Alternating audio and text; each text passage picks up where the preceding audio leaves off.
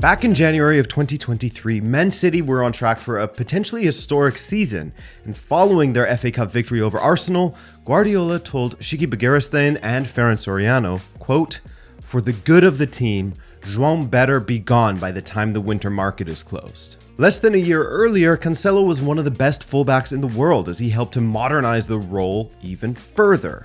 But now, from the heights of global football, having graced the greatest clubs on the planet. Al Hilal doing the most with that video, eh? It's like Cyberpunk 2077 meets Star Wars. But anyway, João Cancelo had always been viewed as a great fullback. Sure, his defensive lapses would get him into trouble at times, but what he offered going forward was typically more than enough to make up for it. Just look at the collection of clubs that he has represented in his career. Benfica, barely at the senior level. Valencia, Inter, Juventus, Man City, Bayern Munich, Barcelona. You can certainly find a much worse resume than that. But where he was fighting to be one of the best fullbacks in the world at one time, and hey, at times getting close to that title, while he was playing that inverted fullback / midfielder role at City, in the present, he was left with Saudi Arabia as his next destination, away from the top of football.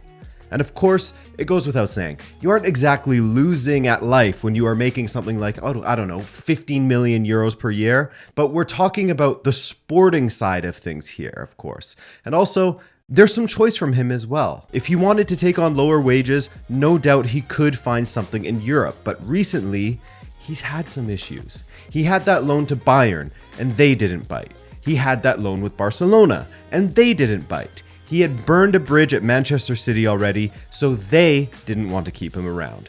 Now he's off to Al Hilal, and what went wrong, man? The guy just turned 30 this year. Let's go over the peaks of Cancelo, the deficiencies he has, and some attitude problems that saw him booted out of the best team in Europe just before they won the treble.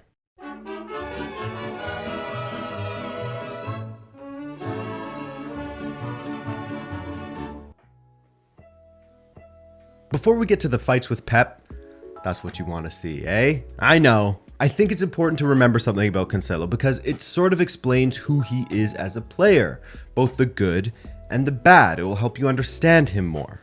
So Cancelo arrived at Benfica when he was about 13 years old, joining from his local side Belenenses in 2007. When he arrived there, he was, of course, a winger. Yes, another winger turned fullback. And while in the academy and playing for Benfica's B side, he began playing more and more as a fullback. Why? His coach at the time, Helder Cristevão, had seen something in him and bet Cancelo that if he changed to a fullback, he would become one of the top 5 fullbacks in the world. To be fair, he wasn't wrong. Helder Cristevão with the crystal ball. Well, Helder also revealed some more about Cancelo at that age when he spoke with The Guardian, as he said, quote, "The versatility is great for João because he is happiest when he has the ball. When he was young, when he did not have the ball, he did not want to play. If we did an exercise with ball possession and his team had the ball, for João it was like candy. But when they lost the ball, it was boring for him. He would ask, why don't we have the ball? Why do I need to suffer like this? Why do I need to close down?" Helder, you've killed the man without knowing it. I'm joking, of course, but when you couple these quotes with some of the things we'll go over later, well, you can understand why I brought them up. Anyway, Helder also said that he worked with Bernardo Silva and Ruben Dias as well, but there was something different about Cancelo. And to be completely fair to the guy, a lot of clubs saw him as a special player as well, because he was special. There are certainly deficiencies to his game defensively, which perhaps the quotes from Helder shed light upon, but he has always been an absolute weapon going forward, far more than just a fullback that overlaps now and then. He was part of the attack from defense. From Benfica, Cancelo moved to Valencia despite making just 2 appearances for Benfica's senior side. Yes, fortunately for him, or unfortunately for him, depending on how you want to look at it, João Cancelo was one of Jorge Mendes' golden geese. He took the once popular Benfica to Valencia pipeline that so many other talents rode from Benfica to Spain. From there, he went to Inter on loan, where the Milan club wanted to keep him, but couldn't get the 35 million euros needed in time to beat Juventus to his permanent signature. After a single season with Juve, he was part of that Danilo deal with Manchester City that saw the Brazilian head in the other direction. At the time, it looked like City were absolutely ripping off Juve, and they kind of did, but in the end, Danilo has turned out to be a good servant to Juve, so it's not a complete rip-off, is it? Also, with the figures involved, Juve still got an okay deal. At Manchester City, Cancelo thrived. Even as recently as the 2022-23 season, João started extremely well for City and was integral to Guardiola's back line. Though he was typically played as a right back, he was played as a left back as well, and was excelling as an inverted fullback, floating into midfield and utilizing his vision and incredible passing ability to carve out chances for his teammates. Como é que eu definia a minha posição? Não sei. You'll probably remember that Trivela assist he got against Borussia Dortmund as he set up Erling Haaland for the winner in that Champions League group stage match. Incredible stuff. By the October international break of 2022, Cancelo was the only defender to start every single Premier League and Champions League match for City. As has been the case no matter where he was, Cancelo was never really a defensive behemoth. He wasn't known for his tough, accurate tackling or how he was always in the right position to stop an attack before it starts due to his great defensive awareness. Instead, he was more the ideal representative of how the fullback had evolved over the last few years, becoming an important part of any team's attack. There was a while where he really was flirting with the title of best fullback in Europe, and with the way he was evolving at Manchester City as a left back that roams into the midfield to ping passes around, it was, at that time, reasonable to think that eventually he would be the best fullback in the world, if he could limit those defensive lapses, which he was doing a decent job of at City, for the most part at least. Even at Bayern, Thomas Tuchel said that a permanent move wasn't possible, but, quote, "It wasn't for football reasons. We had Davies back from injury and signed Rafael Guerreiro. Cancelo helped us a lot. He's a fantastic footballer." I'll have more on his time there later, as there are a couple of small-ish tidbits regarding his attitude, but as Big Tukes said, Big Tommy Tukes, it wasn't necessarily a football decision. The interpretation of that would be that it was more of a financial decision or a mix of financial and attitude. On his loan at FC Barcelona, we didn't hear about any attitude issues besides when he got angry at a bunch of supporters who wanted his autograph, saying they weren't real fans and that they just wanted to sell off his signature for profit. Maybe they did. But what we did get was a host of defensive errors that were extremely costly to Barcelona. He started out fine. He said the right things as far as wanting to stay at Barcelona because it was a dream. He scored some goals, he assisted others, and he was at fault for plenty, unfortunately. Man was looking more like a winger than a defender. Sometimes I think just play him as a winger, but anyway. There were matches against Girona, Villarreal, and Granada where he switched off completely at times and was at fault for goals that Barca conceded. Two of those matches, Barcelona ended up losing. Against PSG, with Barcelona already down a man, he made a nonsense tackle on Ousmane Dembele in the box that led to a penalty. I mean, he didn't have to do that. Dembele wasn't even heading toward the goal in that moment.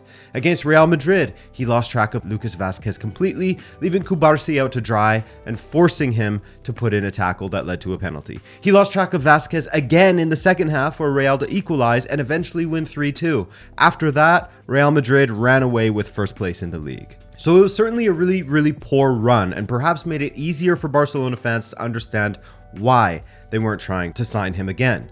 Mind you, financials plays a huge part in that as well, but the performances didn't exactly make him completely irresistible or a must-sign player for them. So let's rewind for a second. Let's go back to Manchester City. A move that shocked us all really when it transpired that João Cancelo was going to be leaving on loan to go to Bayern Munich. Kind of out of nowhere, at least to the public, Cancelo was sent off to Bayern Munich for the remainder of the 2022-23 season. Yes, the season that City finally won the Champions League. That's gotta hurt for Cancelo, as he hasn't won the Champions League, and in light of his move to Saudi, likely never will, at least not the European one. He could have had a treble under his belt at City, but maybe he'll get that in Saudi Arabia. There was plenty of speculation as to why Cancelo was sent to Bayern, with the only constant being that he and Guardiola had some sort of falling out. It's quite surprising to think of that, given Cancelo had 2 goals and an assist in the Premier League, he had 4 assists in the Champions League. So what happened between them? Well, In a book called Pep City, The Making of a Super Team by Paul Ballos and Lou Martin, they reveal that Cancelo and Guardiola have actually clashed quite a bit throughout the years. The first time in 2019, having just joined Manchester City. Cancelo wouldn't have expected to be a starter right from the get-go, but he had a stretch in October of 2019 where he was starting matches 3 in a row, until he lost his place to Kyle Walker again and opportunities became slim. According to Ballos and Martin, Cancelo threatened to leave the club due to a lack of opportunities. Already! Keep in mind, it's not exactly out of the ordinary for Guardiola to restrict minutes for new signings. But anyway, during the return to pandemic ball in 2020, Guardiola's assistant, Hilal, had to convince Cancelo to try to stay and fight for a place, eventually convincing Guardiola and Cancelo to try playing the Portuguese fullback on the left rather than the right. That was a masterstroke, as we all know how well Cancelo adapted to playing on that side of the pitch and how important his inverted role would become for City. That wasn't the end of the clashes though. In 2022, when Cancelo was playing inconsistently, high peaks of brilliance, followed by performances where he was a shambles defensively, Guardiola did as any manager or coach would and benched Cancelo. Not just for a couple of Premier League fixtures against Wolves and Tottenham, but in the FA Cup 4th round against Arsenal as well. And this is where the trouble began. Cancelo wasn't engaged at all in Pep's pre-match tactical brief for his players, he wasn't supportive of his teammates, and was only thinking of himself, according to the book.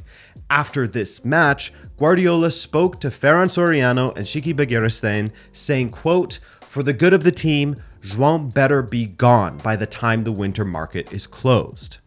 So they had 4 days to find a home for Cancelo. Soriano spoke with Ballos and Martin for the book and told them, quote, "It's all about making the right decisions for the team as a whole. We came to this club determined to make good decisions and create a team with the right values and the right character. We had to maintain those standards." It should also be noted that while he was at Bayern, Nagelsmann had to have a conversation with him about his training standards. Nagelsmann said that he had to lift his standards and that the conversation went over well. However, we also saw him miss a few matches, with Hassan Salihamidzic saying, quote, "Lately, he hasn't been training and playing quite as had been imagined." Just to keep in mind. But anyway, to show both sides of the story from the City side of things, the City perspective, Cancelo replied to these kind of claims that alleged he was angry that Nathan Ake and Rico Lewis were suddenly ahead of him in the pecking order. He also pointed to his commitment to City by bringing up that he was robbed and attacked in his home in Manchester in December of 2021 and still showed up to play against Arsenal the next day, facial injuries and all. And just a quick note so that we aren't mixing up timelines here.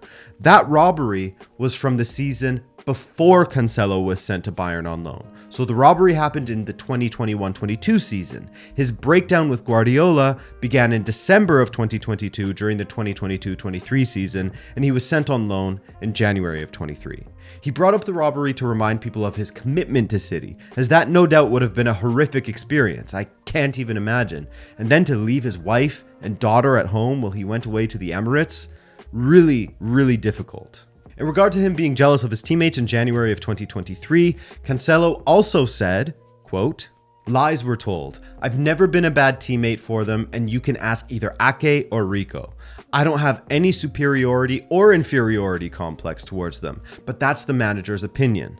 I think Man City were a bit ungrateful to me when they said that, because I was a very important player in the years I was there. I never failed in my commitment to the club, to the fans, and I always gave everything." No doubt his history from earlier angry fits would have worked against him in City's eyes. It seems like the January 2023 incidents were the straw that broke the camel's back, you know? However, this didn't seem like it was something that Cancelo couldn't have recovered from. That is, if he wanted to recover his relationship with Guardiola and the club. I'm sure there's truth from both sides of this clash, but the net outcome now is that Cancelo is an Al Hilal player. The start of his fall came in 2022, where patchy form caused him to hit the bench. No matter, that happens to anyone, right? But that patchy form continued at Barcelona, where playing in an inferior team to Manchester City, and in a system where his mistakes are much more drastic and he was exposed more than in City's system, he may have lost some good faith amongst top clubs who would have previously jumped all over his signature when he was at his peak. The things that clubs could have looked past on the pitch were reaching a point where Cancelo began representing a winger more than a defender, and an expensive one at that. His wage demands may have been an issue. To be fair to him, he did take a wage cut to go on loan to FC Barcelona, and who's to say he wouldn't have done that for another top European side. But I think it's fair to say also that his breakdown with Guardiola caused this chain of events where now he's found himself in Saudi Arabia. Life is apparently pretty good there for footballers in Riyadh, and the cash will help ease any heartburn he may get from looking back on what could have been in Europe. So I'm curious, guys, let me know how you will remember Cancelo, because for me, he's one of those, it could have been so much more cases, you know? But hey, like we said in the intro, his career is still a massive win. He's played for top clubs in Italy, Germany, England, and Spain.